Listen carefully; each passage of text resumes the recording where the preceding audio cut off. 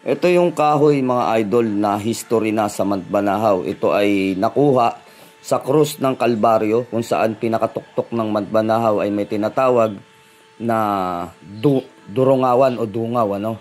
So yung krus doon pinagpalitan ito 1997 pa pinalitan yung krus doon, ngunit may nagtabi ng kahoy na ito.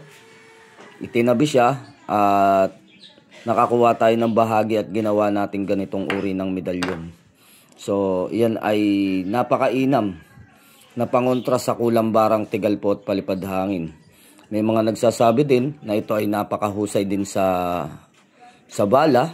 So, dahil ito nga ay takot akong sumubok na mga ganitong mga gamit, ay hindi ko pinuputukan yung mga ganito dahil meron itong tinatawag na karma o balik dun sa mga pumuputok.